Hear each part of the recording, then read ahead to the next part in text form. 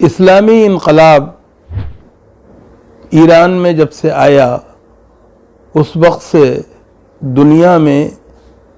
جو دوسری باتیں ہوئیں ان کے علاوہ ایک اہم بات جو سامنے آئی وہ یہ کہ امام خمینی کی تحریک اور قیادت میں اسلامی جمہوریہ ایران نے ساری دنیا میں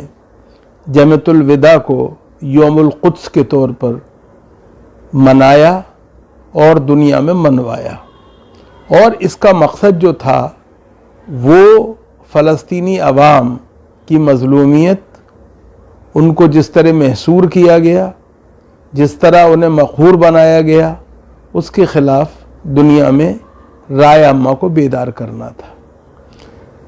یہ کام مستقل ہر سال رمضان کے مبارک مہینے میں جمعۃ الوداع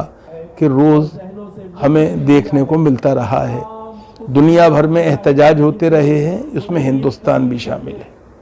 لیکن اس دفعہ دنیا ایک ایسی مہاماری اور وبا کا شکار ہے جس میں کہ ہم سب اپنے گھروں میں خود محصور ہو کر رہ گئے ہیں۔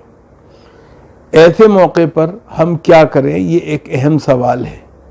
ظاہری بات ہے کہ دکھ کی اس گھڑی میں، پریشانی کے اس عالم میں ہم اپنے فلسطینی بھائیوں اور بہنوں کو نہیں بھول سکتے ہیں، اور جو عالمی برادری کے ضمیر کو بیدار کرنے کے لیے یوم القدس ہر جمعۃ الوداع کے موقع پر رمضان کے مہینے میں منایا جاتا رہا ہے، اس کو نظر انداز بھی نہیں کر سکتے ہیں۔ اس لیے میری رائے میں اس دفعہ یہ مناسب ہوگا کہ جیسا کہ ہم اپنے گھروں میں رہ کر عبادتیں کر رہے ہیں، اسی طرح فلسطینیوں کے حق میں دعائیں کریں، خصوصی دعائیں کریں، اور جمعۃ الوداع کے موقع پر خاص طور سے اس کا اہتمام کریں اپنے اپنے گھروں میں رہ کے۔ دوسرا کام ہم یہ کر سکتے ہیں کہ یہ زمانہ جو ہے وہ موبائل کا زمانہ ہے۔ موبائل کا سہارا لے کر ہم اپنی حکومت اور اپنے ملک میں جو مجلس اقوام متحدہ کے نمائندے ہیں ان کو موبائل کے ذریعے فلسطینیوں کے سلسلے میں میسج بھیجیں، SMS کے ذریعے کریں، واٹس ایپ کے ذریعے کریں، اور یہ بتائیں کہ ہماری ہمدردیاں فلسطینیوں کے ساتھ ہیں، ان کو ان کا جینے کا حق ملنا چاہیے، ان کو ان کی وہ سرزمین جس پر غاصبانہ قبضہ ہے اس سے اسرائیل کو دستبردار ہونا چاہیے، اور سب سے بڑی بات یہ ہے کہ بیت المقدس جو ہے یعنی یروشلم کا جو مقدس شہر ہے وہ اس کو جس طرح سے زور زبردستی سے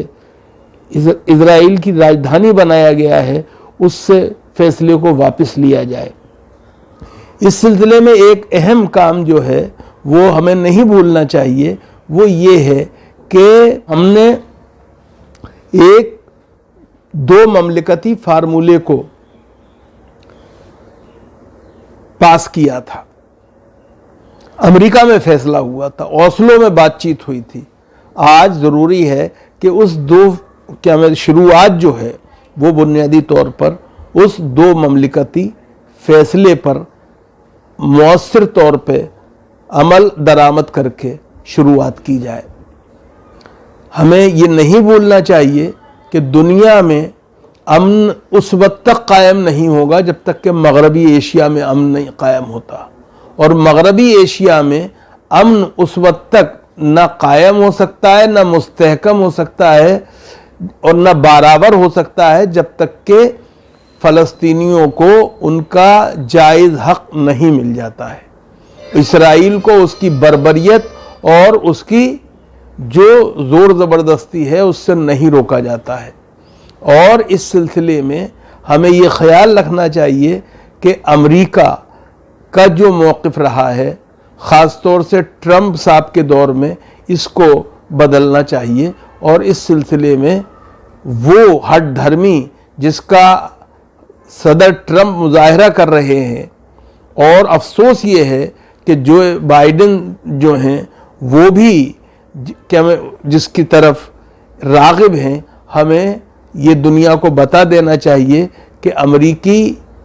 انتخابات کے پیش نظر جس طرح سے یہ تمام چیزیں کی جا رہی ہیں، یہ دنیا کی سلامتی، امن اور خیر سگالی کے لیے مناسب نہیں۔